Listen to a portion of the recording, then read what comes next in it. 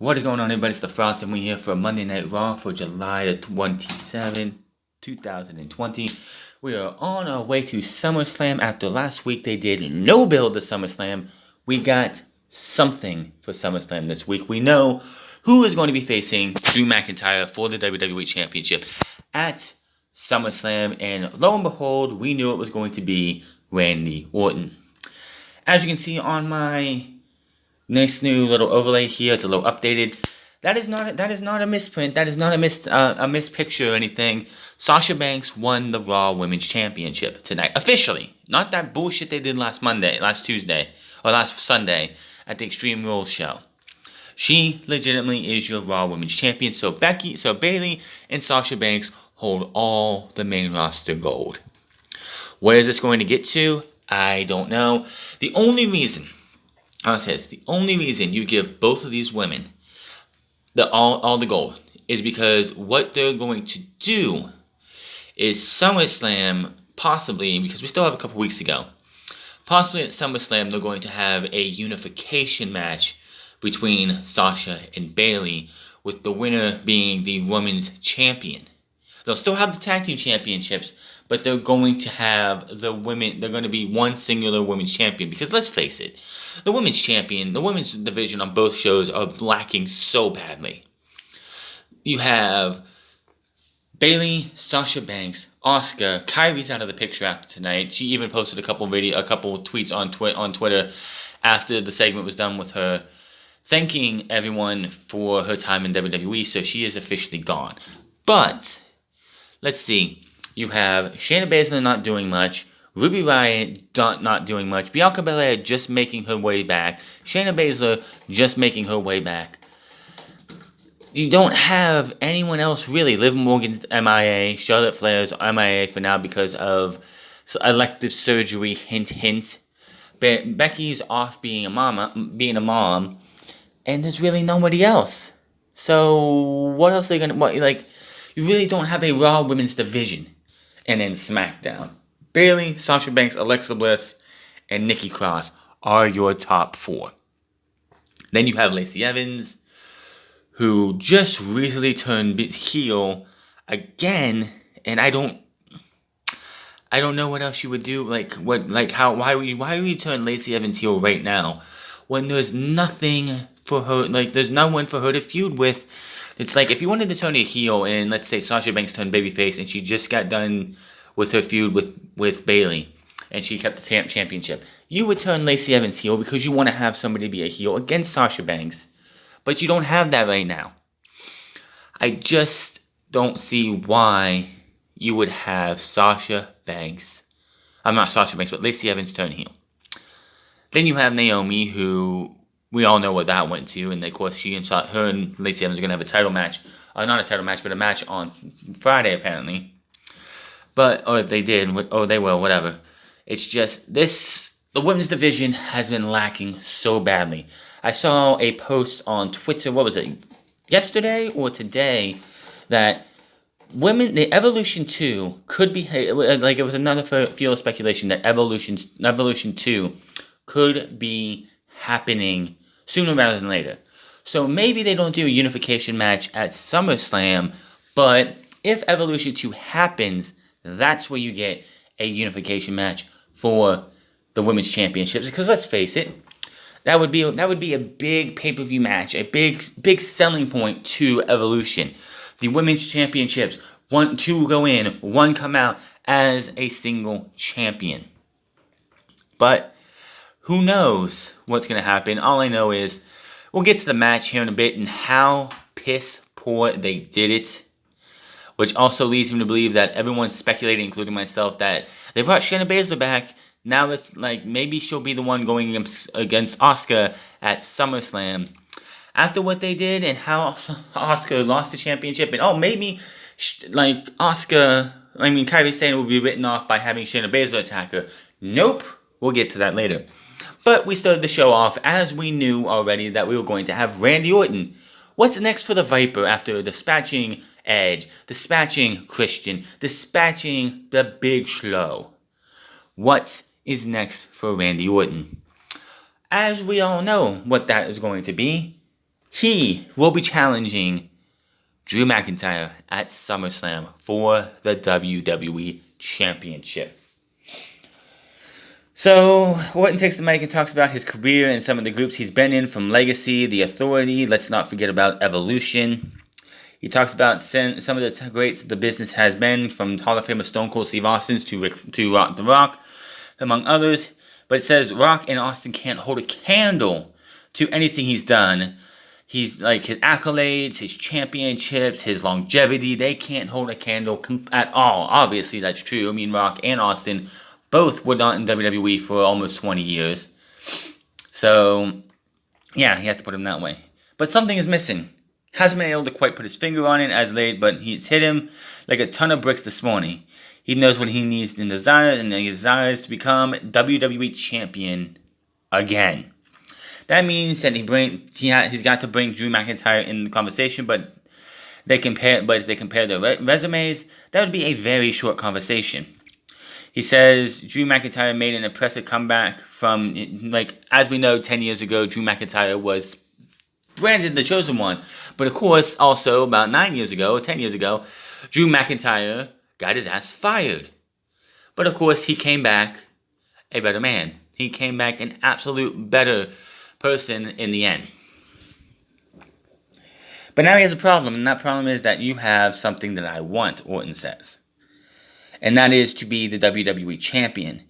And I have a habit of taking things from people that I want in the biggest way possible, in the biggest environments. And announces that he wants a title shot at SummerSlam. The crowd pops. Orton says that he's going to hit Drew with an RKO to take the title, and he will never see it coming. Wraps up his promo and walks off. So, that is your championship match going into SummerSlam. Here's my thoughts on this. I don't really want to see it, but, and this is a big but, who else have they got?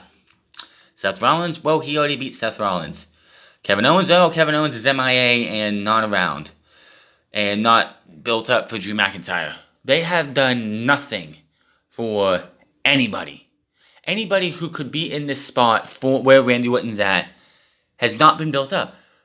Andrade and Angel Garza both could have been guys that could be worked with to be built up. But no, what did they do? They put all their eggs into the Randy Orton basket.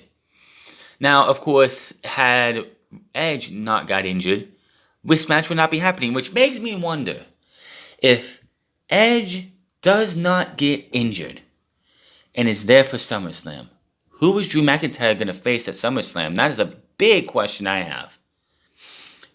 Who else is there? Seriously.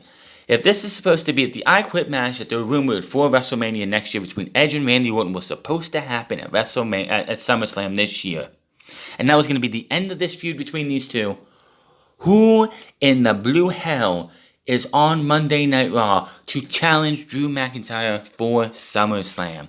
They don't have anybody else. So even though I know a lot of people want to see that match between see that I Quit match most likely, maybe, just maybe, we already have, maybe, just maybe, that is the way to go. Maybe that's the way, maybe we have a blessing in the skies to have that match held off. Because if Randy Orton wins the championship, which I don't think he should, and goes to WrestleMania, which would suck if Randy Orton held the championship from now to WrestleMania. But again, outside of Drew McIntyre, who they've been building beautifully for a good while, who else do they have? Who else could they have if, say, 6 months, say Randy Orton wins the title and we get the Survivor Series? Who the fuck are they going to have? Oh, wait, Survivor Series, of course, is that. But, okay, let's go to December. December's pay-per-view, which is probably TLC. Who the fuck would challenge Randy Orton and be a credible threat? Maybe Kevin Owens? Maybe. If Rey Mysterio resigns, I could see him being somebody who actually gets a title shot and goes up against Randy Orton. Winning? No. But that would be something. But that's not helping the company.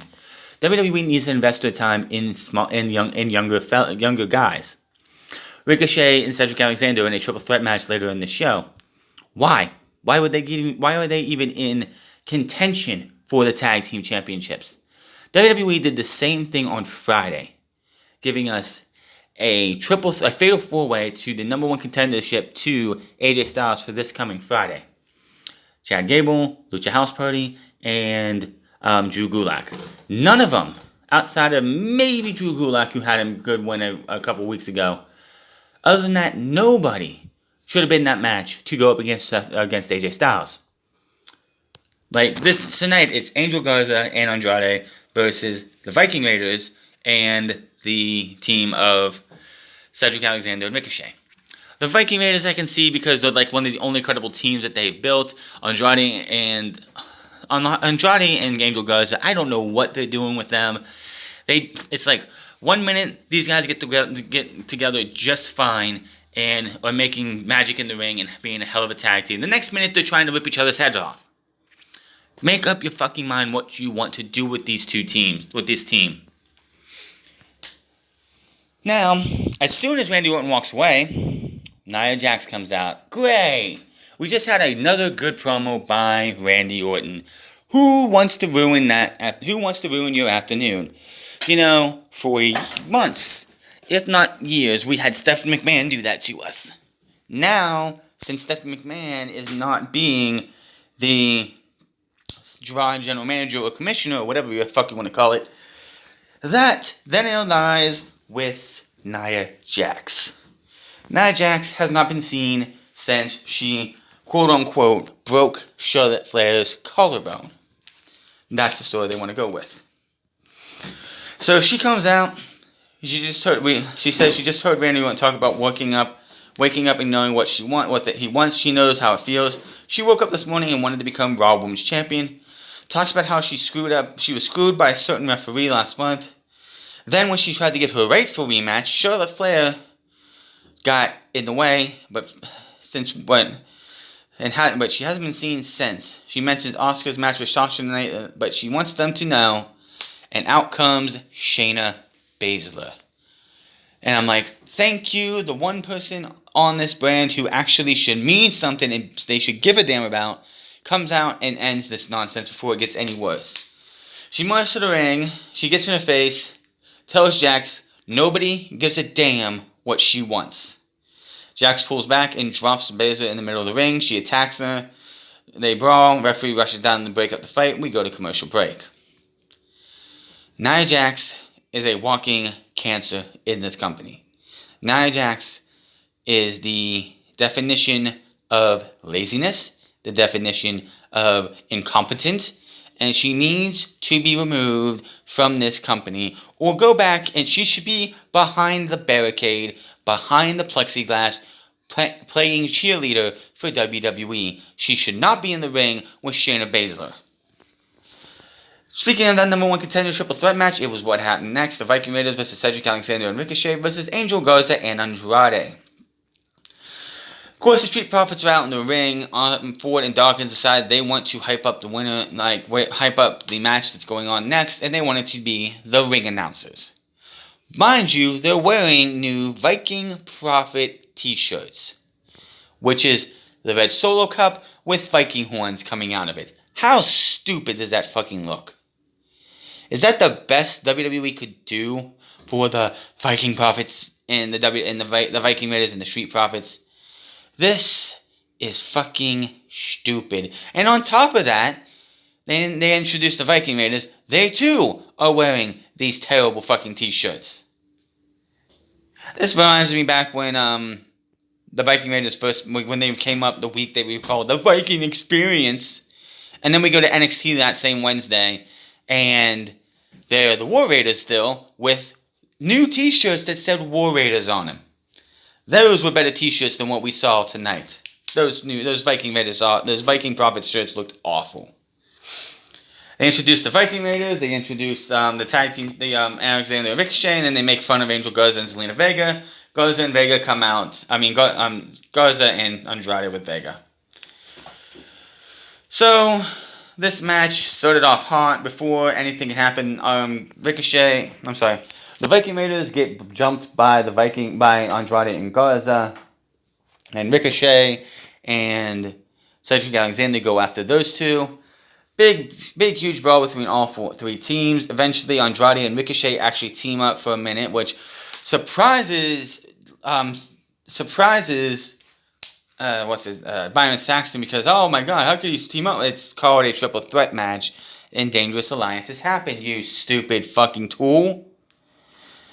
This match was, I'm like sitting here, I'm like, why is this match happening? I know they want to get the tag team titles defended on SummerSlam, that's good. And we have top news about that coming this Sunday. But, my goodness. This match was good, this match was fun. Not going to bore you with the details on this one, because I don't like trying to, recap triple threat matches, fatal four ways, and matches like that. It's just not fun to do. Now, Cedric gets hit with a big kick, Eric drops on, and Andrade drops Ivar. Eric drops Andrade with a knee. Garza comes back in with the knee of his own, but to Eric, Ivar goes to the top and hits a big splash on Eric. I'm sorry. Ricochet and Alexander. Garza avoids a splash. Garza comes right back in with the wing clipper onto Ivar for the pin in the win. So the new number one contenders are Angel Garza and Andrade. After the match, Andrade Garza celebrated they earned a shot at SummerSlam. We go to replays for the doctors to look on and applaud the new number one contenders. Andrade and Garza end up attacking the Profits, leaving them laid out in front of the announce table. Now, that match should be good, honestly. But we had this match last week. And by the way, here's another thing. Why did Angel Garza and Andrade get a shot to go up? Why did they get in this number one contenders match?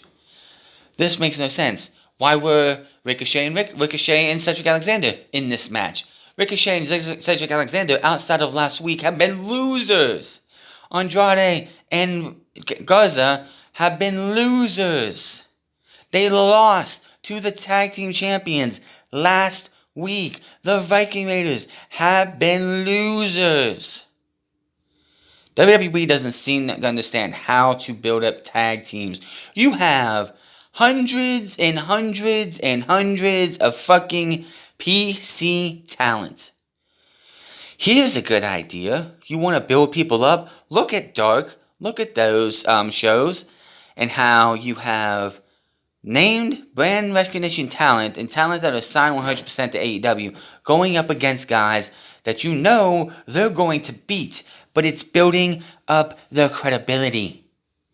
If you want us to care about the tag team division, instead of having this triple threat match where we know none of these three teams should even be in this, have the Viking Raiders go up against two Performance Center talents. Have Ricochet and Cedric Alexander go up against two Performance Center talents. Have Andrade Angel Garza destroy and beat up a set of Performance Center talent for on week's end, and have these guys go out there, so when we get to a triple threat match, it's like, oh my god, these three teams are fucking on fire. Who's gonna win this? I want to know who's gonna face off against the tag team champions, but they don't fucking do that. They don't do that with the singles titles, and they don't do it with the tag team titles. Why do we fucking care about any championship in WWE when outside of Drew McIntyre and Bayley, which Bayley's only lost one match, really, legitimately, I think 2 weeks ago? 3 weeks ago, something like that. So, why should we care about any other championship? So, Nia Jax is backstage talking to a referee, back to commercial break. We come back, and from break, and Nia Jax is out. She looks half pissed and half scared. Honestly, I've never seen this look on Nia Jax's face before, but she's out there, coming to the ring. She doesn't have that same look of confidence and that look of, I'm going to rip this bitch, I have to face his head off. She looked scared because she knew she was going into the ring with somebody who could legitimately hurt her if she wanted to.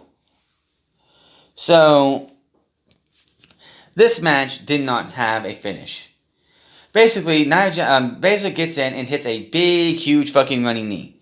Jax tries to send her over the top rope onto the apron, but she fails at that.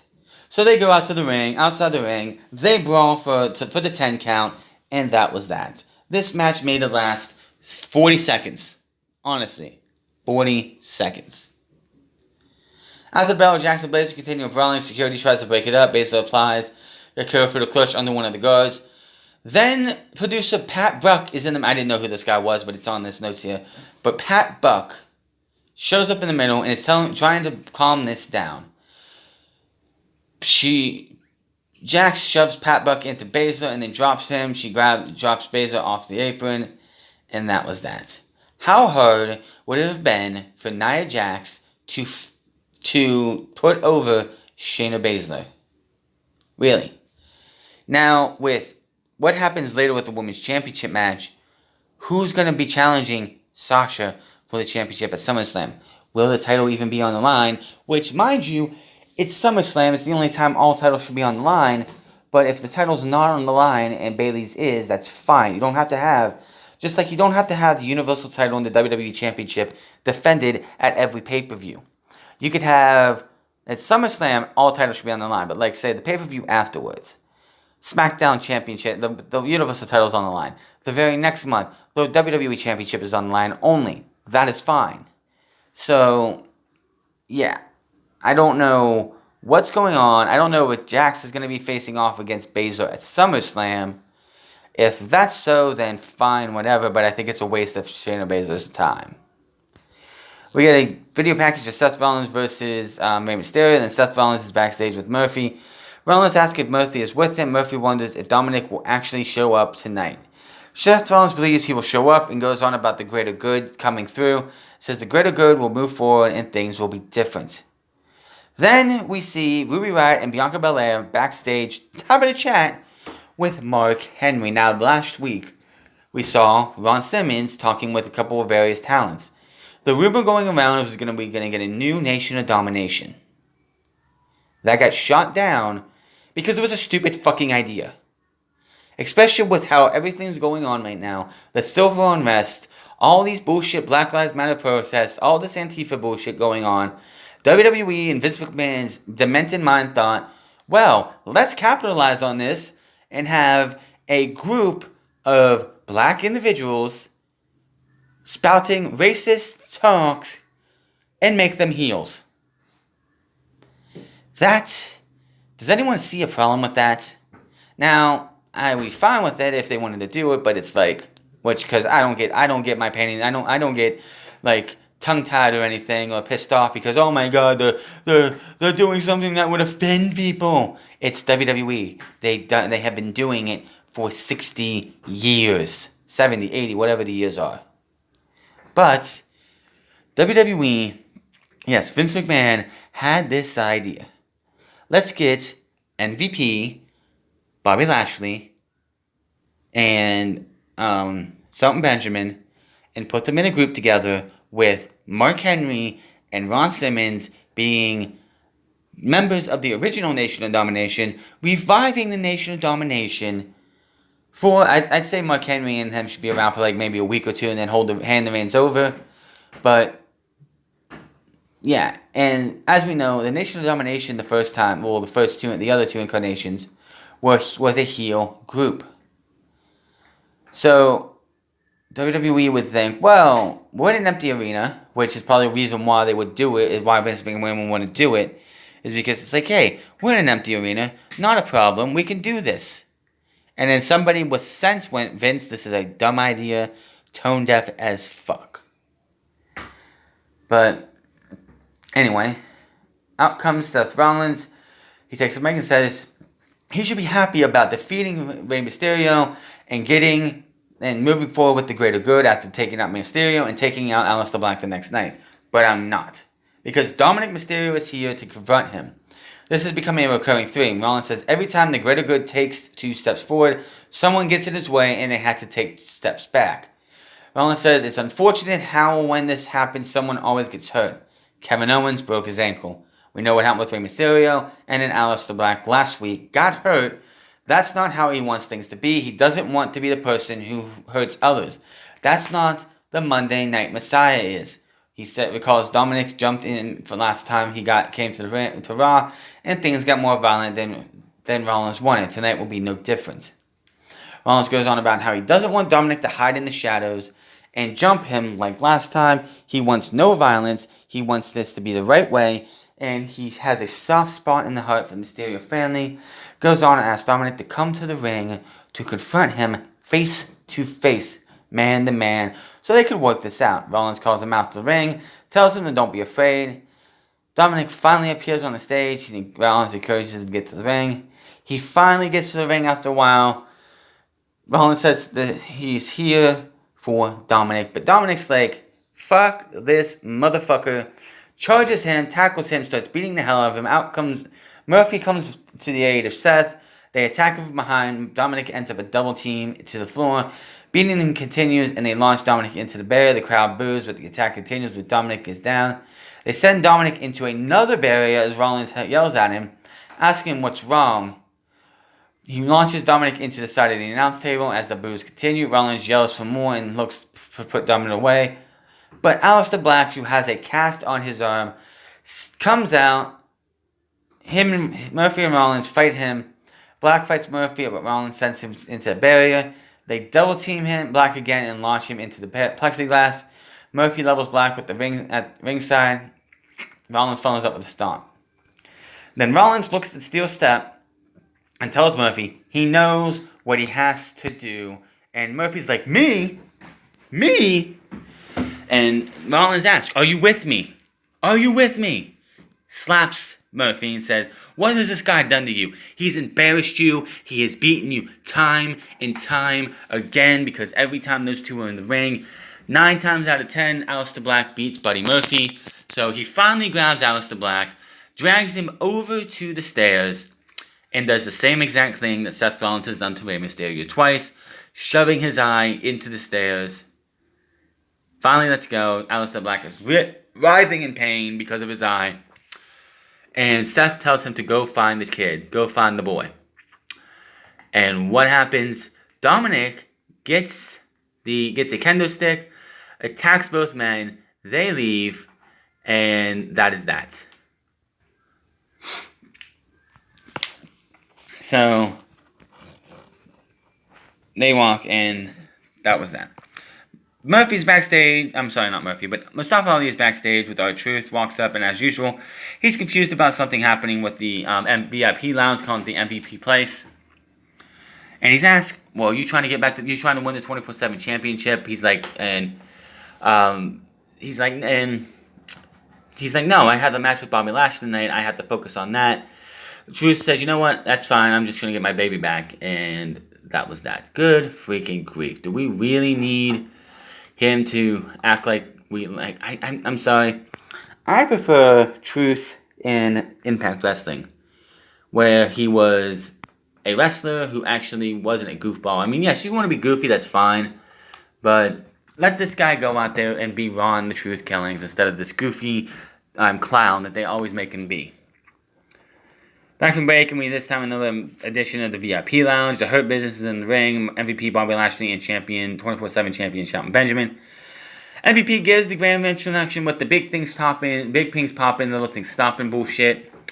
Crowd boos. He has the United States title belt on display once again. He says last week didn't go as planned, but it's okay because he had the chance to meet a young man who had been gone for 7 months?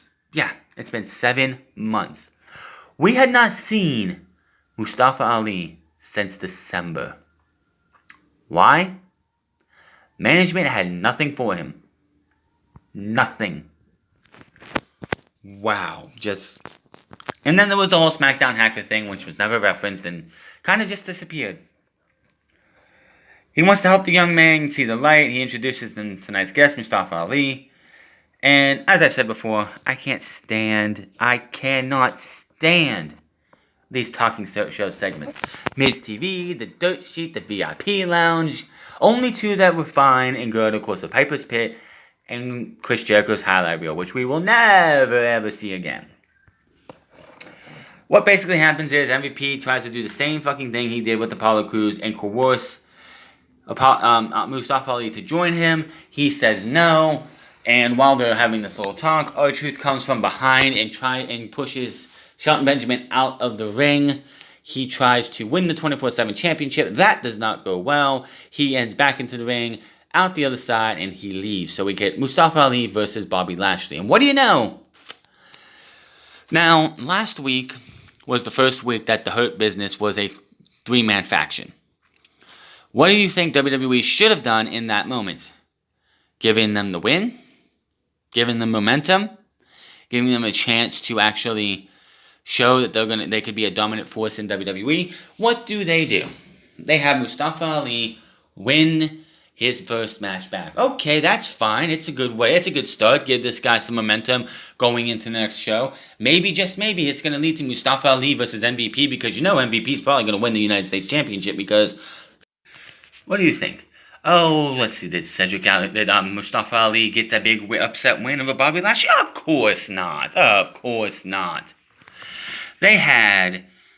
This match was pretty much just Mustafa Ali taking bumps, getting a couple moves in. Akira Tozawa, for some fucking reason, decided with his ninjas, he was going to go after the 24/7 championship. That didn't work. And one of the biggest spots of the match, in my opinion, was while Bobby Lashley took this dead ninja, the ninja he pretty much killed, picked him up, was going to do something to him. Mustafa Ali comes from behind with a dive, sending Bobby Lashley into the barricade and the plexiglass, where the plexiglass pieces meet, where they have one of those poles. So that looked like that fucking hurt. But in the end, Bobby Lashley gets the win with the full Nelson. Ali goes for a full Nelson, for a 450 roll through. They tangle some more. Bobby Lashley locks in the full Nelson, and he taps. Why? Why should we care? You gave us 1 week of Mustafa Ali coming back in a match he probably shouldn't have been in the first place. This dude, if you wanted to get this guy have some kind of impact, you give him a spot where he goes out there and he didn't have to beat MVP. He could have just beat anybody. Give this guy the opportunity to go out there and show us what he can do. They didn't do that. They had him go out there, be the replacement for Apollo Crews, and have him go out there and help Cedric Alexander and Ricochet win their match and take all the momentum away from the Hurt Business. And now, any momentum he had, squandered. Absolutely squandered. This company just... Oh, this is building new stores. No, it's not. Charlie Cruiser's backstage with Dolph Ziggler now. He doesn't care what stipulation Drew McIntyre might pick up for the match tonight. He goes up and says Randy Orton will have to wait for just a bit longer because Ziggler will win tonight's match with McIntyre and then go on to challenge him at SummerSlam. We get a video package of tonight's Raw Women's Championship match, Sasha Banks versus Asuka for the Raw Women's Championship. Now, it was interesting because when they had these two women announced as the participants of this match, neither one was announced as the Raw Women's Champion. So, basically, Asuka's title reign was ended at Extreme Rules. It was vacated, and this was a makeup match to fix that. Now, this match was great, just like the match. It wasn't as good as their match at Extreme Rules, minus that finish, but it was still good. And what did they do? Okay, you have a stipulation that the title can be won by pinfall, submission, countout, DQ, or interference from Bayley or Kairi Sane. How do you think they're gonna win? They're gonna finish this match. Sasha Banks or Asuka win by clean finish? No. Somebody gonna get some nefarious means win? No. They went with a countout for Sasha Banks to win. Now, people are gonna be like, "Oh, WWE was protecting Asuka, protecting her so they didn't bury her." Now, honestly, didn't matter who the fuck won this match. You could have had this match be clean. They put on there, for the last two matches these two had, they both had some fantastic matches together. This would have not been a burial for Asuka. If Asuka goes out there and loses clean to Sasha Banks in a hard-fought 20-minute match, that's not a burial. A burial is if Sasha Banks goes out there, gets kicked in the face by Asuka, and then put into the Asuka lock within 2 minutes of the match. That's a burial. Having Asuka go out there, and how did they get this count out? Before the match started, Kairi Sane, in her final appearance, comes out. She's wearing boots, like long boots, and tight like pants. She's not dressed to wrestle at all. She's wearing her jacket like she would be dressed to wrestle, but she's not dressed to wrestle. She has a parasol still. Bayley's out there with Sasha Banks. She chases Bayley off. Don't see anything for 95% of, like 99% of this match. We get to where Asuka is looking to put the Asuka lock on Sasha Banks at the end of this. Sasha is down. Sasha can't even fucking move. Asuka's gonna win this thing by knockout. If she puts the Asuka lock in, the referee's gonna pull up her Sasha's arm 1 to 3 times, and she's gonna win. As she's trying to do this, we see the video screen. We see Bayley beating the living piss out of Kairi Sane. Now, the speculation we had when Shayna Baszler came back last week was Shayna Baszler is going to probably be the one to take out Kairi Sane. Asuka's going to keep the championship, and we're going to have that match at SummerSlam. Or Nia Jax is going to do that, and we're going to get a rematch of, what was it, Backlash? But no. They decided to go with Bayley. Why? Because they wanted to give Sasha Banks the championship and they wanted to protect Asuka. Is it a good finish? No. Not even close to a good finish. Can I agree with that finish? No. That was terrible. Absolutely fucking horrendous finish. So, Sasha Banks is your Raw Women's Champion. Match was fantastic up until the finish. Again, WWE books a pretty shitty finish to a Raw Women's Championship match. What am I surprised about? So, and like I said, I can't... Now, towards the end of this match, let's get to the end of this thing here. If I can. So they went a very long time. So, let's see here. Bayley continues to... Oh, no, that's too early. Let's go back here. Asuka crawls and makes it back to the ring from the 10 count as Asuka... But right before that, Sasha took Asuka and dropped her knee first, and her knee has been worked on the entire match. Onto the announce table. And remember, the match can be won by count-out. So Asuka's out there, and I hate this. I fucking hate this. Asuka from 1 to 7 is writhing in pain. Writhing in pain, trying to get back to the ring, and can't do it. We get to 8... We get to 9, she pops right back up as if nothing is wrong, jumps into the ring, and she beats the count. Banks can't believe it. Argues with the ref and gets down in Asuka's face, trash talking, saying, "I'm the blueprint. I am Banks. I'm Sasha. I'm 2 belts Banks." Asuka counters this with a roll up for a close 2. Banks goes right into the Banks statement in the middle of the ring. Asuka tries to get free, but it's tightened. Asuka ends up getting free and hitting a big dropkick. We see SmackDown Women's Champion Bayley brawling in the back with Kairi Sane as Asuka is trying to get on the Asuka lock. The fight is shown on the big screen, distracting Asuka and Banks. Brawl goes on. Asuka actually is able to hit a huge-ass German, which, God, that had to hurt. Asuka tries to focus as she hits the German suplex on Banks. We see Bayley dominating Sane on the screen. Asuka takes Banks to the mat and ground it on her, but she's distracted by the beatdown on the big screen. She is conflicted. I want to win the Raw Women's Championship, but is the championship worth my friend's health? My friend's safety? What do I do? I mean, it makes sense if you want to have Asuka be this, but it's Asuka. She's not supposed to, like, hopefully the one thing I will take away from this, hopefully, Kairi Sane being eliminated like this, and Asuka can go back to being that killer who doesn't give a shit about anybody and is going to go out there and rip people's heads off, and we can have the Asuka from NXT. Bayley talks some trash. She's like, "You want to jump me? You want..." And she just beats the fuck out of her, slams her into a door. You hear Kairi say, "Asuka!" like in this very, like, painful written voice. So Asuka goes to the back. Finally going to help her out. Runs to the back. The referee counts to 10, and we have a new winner. A new Raw Women's Champion. After the match, Bayley hits the ring, and they both celebrate as they are both officially the 2 women power trip. Because if anybody doesn't know what the 2-man power trip was, it was Austin and Triple H back in 2001 before Triple H tore his quad. They held the tag team titles, the Intercontinental title, and the Raw and the WWF Championship.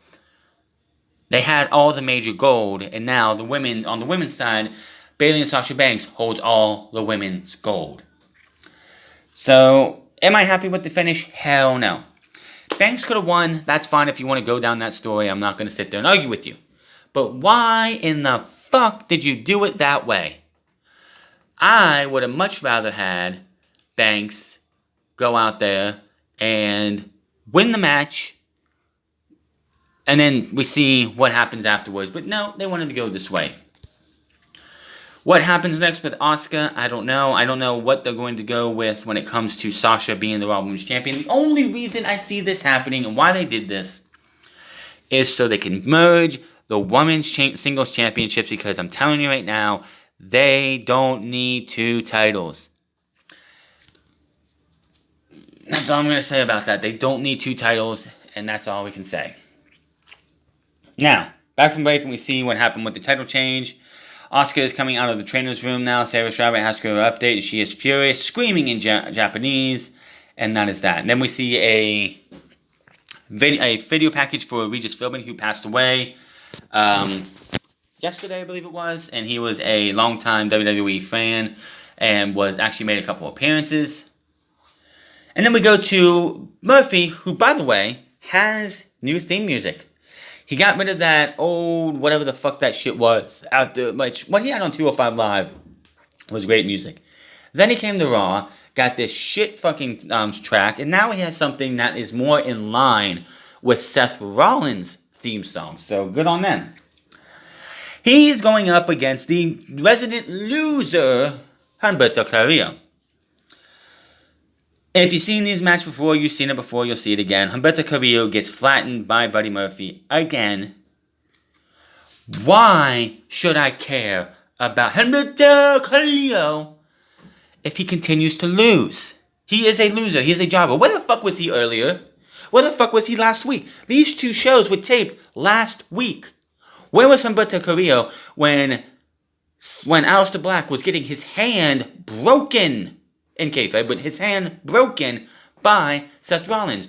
Where was he earlier when Aleister Black was losing an eye? Where was he then? Why did he come out and decide to come out? Well, I'll have a match with Buddy Murphy, unbeknownst to us that he was even there. Where was he not earlier? Bad booking by WWE.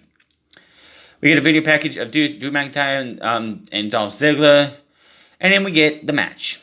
Now, before the match, Drew McIntyre comes out and states that he is going to have that match with Randy Orton at WrestleMania, at SummerSlam, and says, oh, North Carolina, nowhere. Well, I'll tell you right now, you're going to see a Claymore coming.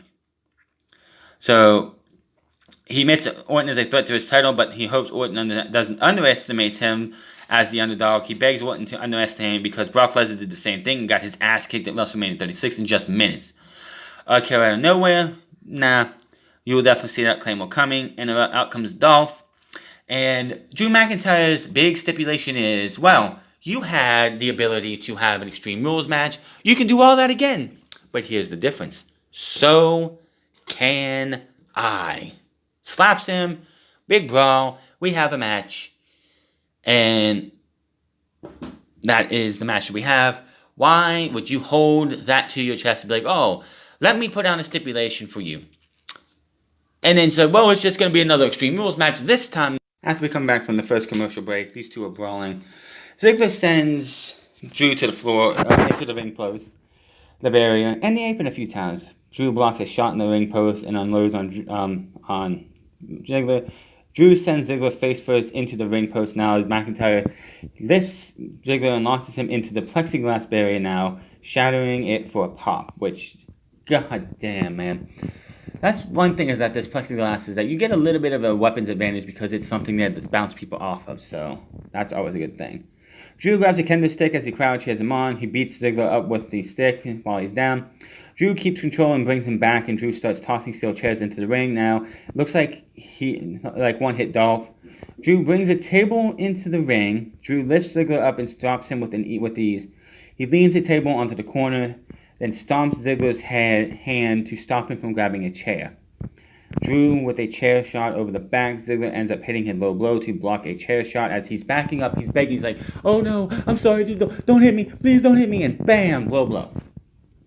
Ziggler rocks Drew with a kendo stick shot at ringside, chokes him with the stick as boos get louder, which they are, if you haven't noticed by now, they are doing some extra crowd noises or piping them in, which, with fans being there, it's fine, I guess, because it does make it seem like it's better off. I'm just glad they didn't go, well, you know what, we're going to do this when there's no crowd. That would have been horrible. Ziggler rocks Drew with a kendo stick on ringside. Ziggler chokes Drew with a... Oh, I did that one, never mind. Drew with a kendo stick shot to the left knee. The brawl goes back into the ring. Drew fights back. Back and forth now as the crowd rallies. Ziggler leaps from the apron, but Drew catches him. He charges the barrier, and they both go crashing through it. They land hard into the crowd as the crowd pops, and the officials check on them back to commercial. Now... Back from break, and Ziggler is stumbling around. Drew brings him back in, but Ziggler with a cheap shot. Ziggler kicks Drew, but Drew comes back with an overhead belly-to-belly suplex and another. He goes to top and nails a clothesline from another pop. More back and forth now with Drew in control. Drew with a future shock DDT, but it's blocked. Ziggler hits the Famouser and goes to the top, but Drew cuts him off. With a strike in the corner, they tangle some more. But Drew remains in control. Drew hits a huge superplex for a pop. Drew ends up going for the Claymore, but Ziggler avoids it and delivers a zigzag out of nowhere. McIntyre still kicks out at 2. Ziggler looks to use a steel chair, but McIntyre counters and levels him with a big Claymore, sending him through the table. 1, 2, 3. And that was that. Drew McIntyre, as they said, has put away Dolph Ziggler and should be done with him completely. After the match, Ziggler rolls to the floor. Drew stands tall, does his celebration, and then, as anybody could have predicted, RKO out of nowhere, Randy Orton strikes. He grabs the title, unstraps it, puts it on the mat, and just rubs it, casts his hand over it, and that was that. That was Monday Night Raw. This show was not good. Can anyone justify Mustafa Ali losing in week 2? Does anyone justify Asuka losing by countout? Yes, I know they want to do the whole Friends thing, but Asuka, her entire title reign from day 1 has been criticized because everyone's like, oh, Becky Lynch handed her the championship. Becky Lynch handed her the championship. On top of that, she went to Backlash, was it? Defended the title, and that match went to a no contest. Then, the next night, or the week after, whichever it was, she has another match with Nia Jax that doesn't go Nia Jax's way. Every single thing that Asuka has done. And then we had, of course, last Sunday, Asuka defending her title for the third time. What happens? Asuka gets fucked over and all that convoluted mess leading to tonight. And then what happens? Asuka has to choose between friend or title. Friend or title. Friend or title. She gives up the title to Sasha Banks and takes it and goes to help her friend. Asuka's entire title reign obviously was not in their plans. Remember, if anybody was reading back around May, I believe it was, there was a story that came out that the original plans for Becky Lynch going into Money in the Bank was that she was going to defend the title against Nia Jax and beat Nia Jax. And then Shayna Baszler was going to become Miss Money in the Bank and take that into SummerSlam most likely and take on Becky again. But because Becky got pregnant, they had to change their plans. And they figured, we don't really have any stock in Shayna Baszler that we really care about after everything happened at WrestleMania. Let's give it to Asuka. Let's have Asuka do this. And everybody criticized that move. Everybody criticized the match at Backlash. Everybody criticized the finish to the match on last Sunday. And then everyone's going to criticize the finish to this match because it was bad. Asuka losing the championship in that fashion makes the championship devalued even more. On top of that, you gave it to the woman who hasn't held that title in one solid reign for more than a month. Go back and look at all of her title reigns, her first few title reigns for the Raw Women's Championship. She lost it the next week or 2 weeks later. She hadn't even held the title for 2 months or even a month in one run. I like Sasha Banks, and I want to see what goes on with her and Bayley, but this was bad. When it comes to Kairi Sane, it's great to see her in WWE for 3 years. Her NXT run was fantastic. WWE didn't know what to do with her when they brought her up. It's a damn shame that the Sky Pirates didn't get to have the explosion, the Sky Pirates explode, and then having that feud that everyone expected them to have, because WWE had to bring her up. I just don't know what to do anymore.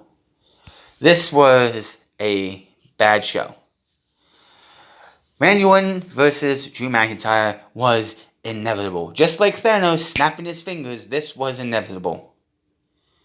What do they do for everything else? We have 2 matches at SummerSlam. They did more building to SummerSlam in this night than they did all last week. Let me know what you think about Monday Night Raw. Hit that subscribe button, comment down below, like or dislike this video. Find me on Twitter at The France Club. Find me on twitch.tv/The France Club. Find me on Instagram at The France Club. And I will see you guys Wednesday for another action-packed episode of AEW on TNT. Until then, my name is The France, and I'll see you guys later.